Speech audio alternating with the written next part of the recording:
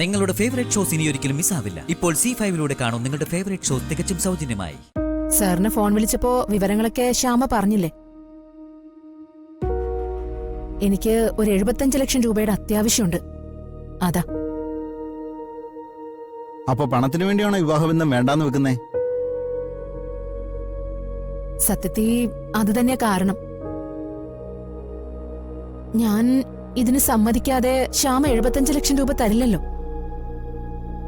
അപ്പൊ ഐശ്വര്യക്ക് ഇപ്പോഴും അരുണിന്റെ കൂടെ തന്നെ ജീവിക്കണം എന്നാണ് ആഗ്രഹം. അതെ. ഇങ്ങനെ സന്ദർഭം അനുസരിച്ച് വാക്ക് മാറാനാണ് ഉദ്ദേശമെങ്കിൽ എനിക്കിത് പറ്റില്ല സർ. ഞാൻ 75 ലക്ഷം രൂപ കൊടുക്കില്ല.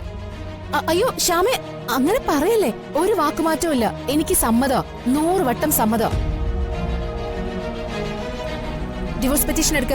ഞാൻ എവിടെ സൈൻ ചെയ്യേണ്ടത്? പറ വക്കീലെ.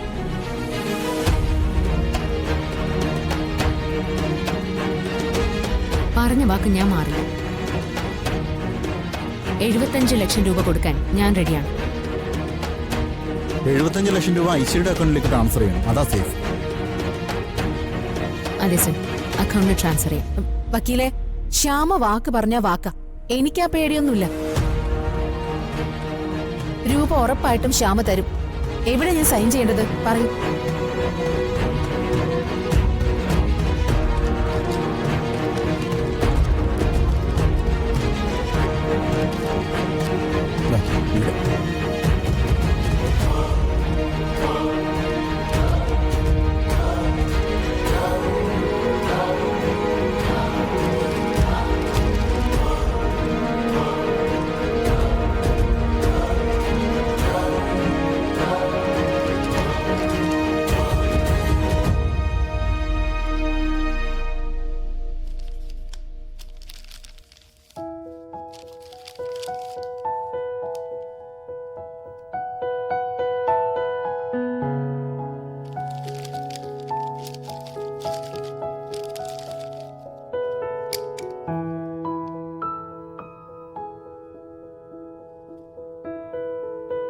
ഓക്കെ, അപ്പൊ ഇനി കോടതി കാണാം. യാതൊരു പ്രശ്നമില്ലാതെ ഡിവോഴ്സ് നടക്കും. ഓക്കെ സർ, ക്യാഷ് ഞാൻ അക്കൗണ്ടിലേക്ക് ട്രാൻസ്ഫർ ചെയ്തോളാം. Okay, thank you sir. ശരി.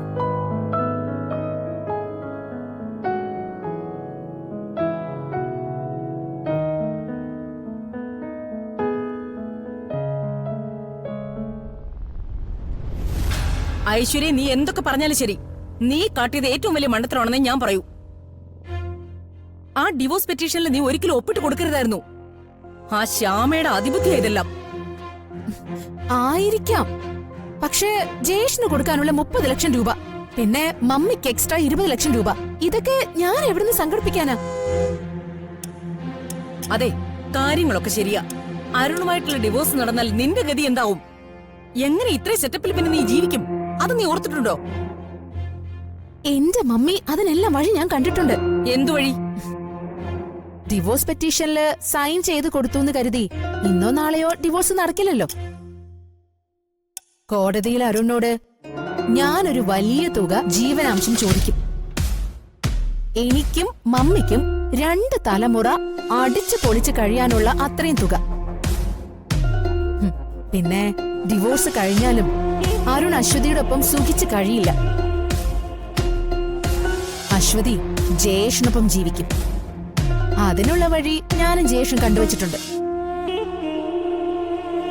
ഇപ്പോ നമുക്ക് വേണ്ടത് മണി പവറാ. അത് ഞാൻ നേടിയെടുക്കും, ആനന്ദ നിലയത്തിൽ നിന്ന് തന്നെ. ഞാൻ എല്ലാം നേടി ആനന്ദ നിലയത്തിൽ നിന്ന് ഇറങ്ങുന്ന നിമിഷം ആ കുടുംബത്തിലെ എല്ലാവരുടെയും തകർച്ച ഉറപ്പാ. അതിനുള്ള പ്ലാനിങ്ങിലാ ഞാൻ. എന്റെ പ്രതികാരം അത്.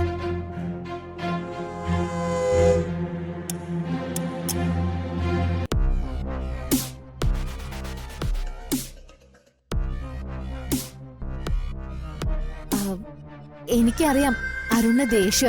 ഞാൻ കൂടുതലൊന്നും പറയുന്നില്ല, നിർത്തി. അരുണിന്റെ മുഖം കണ്ട് ശരിക്കും ഞാനാ തെറ്റിദ്ധരിച്ചത്. അരുൺ റൂമിൽ തന്നെ കിടക്കാൻ വന്നതല്ലേ? കിടന്നു. ഞാനിനി ഒന്നും സംസാരിക്കുന്നില്ല. സമാധാനത്തോടെ കയറുന്നോട്ടോ. ഞാൻ ലൈറ്റ് ഓഫ് ആക്കാം.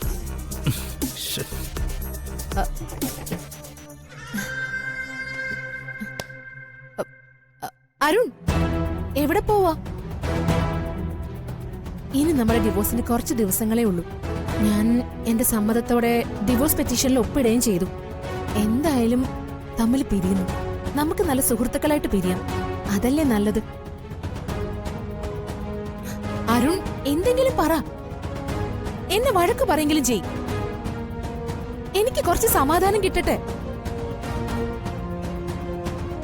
അരുൺ, ഇന്ന് ഇവിടെ ഈ ബെഡിൽ കിടക്കണമെന്ന് എനിക്ക് വാശിയാ. അരുൺ, നിക്ക്. ഞാൻ വിടില്ല. നമ്മുടെ ബെഡ്റൂമിൽ കിടന്നാ മതി എന്ന്. അരുൺ, പോവരുത്. മാറിയുന്നോ?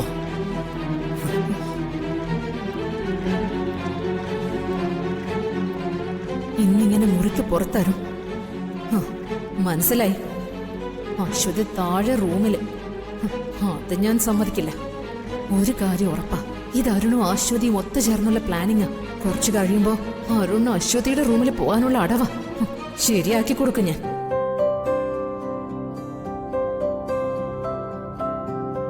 സാറിനോട് ഞാൻ മാപ്പ് ചോദിക്കാം. മാപ്പോ? അതും ശ്യാമ എന്നോടോ? എന്തിന്? സാറിനോടൊരു വാക്കുപോലും ചോദിക്കാതെയാ ഐശ്വര്യടത്തേക്ക് ഞാൻ അക്കൗണ്ടിൽ നിന്ന് ഇത്രയും രൂപ കൊടുത്തത്. സത്യത്തിൽ അത് പെട്ടെന്നെടുത്ത തീരുമാനമായിരുന്നു. സാറിനോടും കൂടി ആലോചിക്കാൻ നിന്ന ഐശ്വര്യടത്തയുടെ മനസ്സ് മാറിയാലോ എന്ന് വിചാരിച്ചിട്ടാ. അത് നന്നായെന്ന് ഞാൻ പറയൂ. നല്ലൊരു കാര്യം തന്നെയാ ശ്യാമ ചെയ്തത്.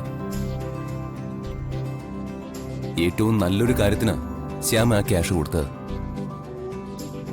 എന്തായാലും ഡിവോഴ്സ് പെറ്റീഷനിൽ ഐശ്വര്യടുത്ത് ഒപ്പിട്ടല്ലോ. അത് തന്നെ മഹാഭാഗ്യം. ശ്യാമ കൊടുത്ത ക്യാഷ് വെറുതെ ആയില്ല. അരുണേട്ടന്റെയും അശ്വതിയുടെയും ശ്രീകുട്ടിയുടെയൊക്കെ നന്മയ്ക്ക് വേണ്ടിയാ. മൊത്തത്തില് ഈ കുടുംബത്തിന്റെ സമാധാനത്തിന് വേണ്ടിയാ. അത് ഏറ്റവും ഉചിതമായെന്നേ ആരും പറയൂ. ഇനി എന്തായാലും ഐശ്വര്യടുത്തേക്ക് ഡിവോഴ്സ് ചെയ്യുന്ന ഒഴിഞ്ഞു മാറാൻ പറ്റില്ല.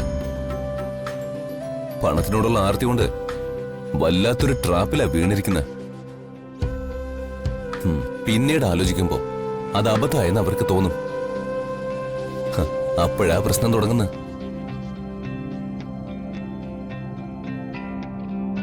ഇനി ശരിക്കും സൂക്ഷിക്കേണ്ടത് താനാ. അത് സാർ, എല്ലാത്തിന്റെയും ബുദ്ധി ശ്യാമയാണെന്ന് ഐശ്വര്യടുത്തേക്ക് നന്നായിട്ട് അറിയാം.